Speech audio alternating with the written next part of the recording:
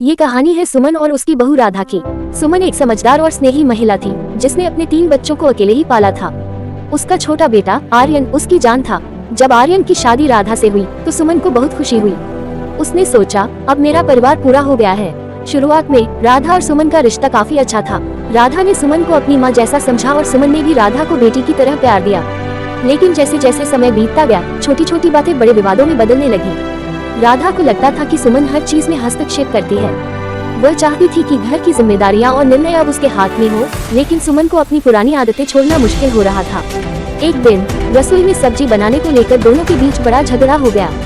राधा ने गुस्से में कहा, माँ अब मुझे अपना जीवन जीने दो, हर चीज में आपकी दखलंदाजी से मैं तंग आ गई हूँ। सुमन चुपचाप सुनती रही और फिर कहने लगी, बेटा मैं तुम्हारे जीवन में कोई रुकावट नहीं बनना चाहती। मैं बस चाहती हूँ कि तुम खुश रहो। अगर मेरी वजह से तुम्हें परेशानी हो रही है तो मैं खुद को बदलने की कोशिश करूँगी। राधा को एहसास हुआ कि उसने बातों में सुमन की भावनाओं को अनदेखा कर दिया। वो सुमन के पास गई और कहा, माँ मैं माफी चाहती हूँ। मैं आपके अनुभव और सलाह की कद्र करती हूँ। हम दोनों मिलकर इस घर को और बेहतर बना सकते हैं। उस दिन से सुमन और राधा ने एक दूसरे के साथ समझ और सम्मान के साथ रहना शुरू किया। दोनों ने एक दूसरे के दृष्टिकोण को समझा और आपसी सामंजस्य से घर को चलाने का निर्णय लिया। अब सुमन और राधा का रिश्ता पहले से भी मजबूत हो गया है।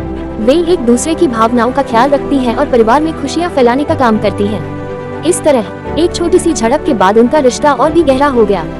ये कहानी हमें सिखाती है कि समझ और संवाद से हर रिश्ता बेहतर हो सकता है।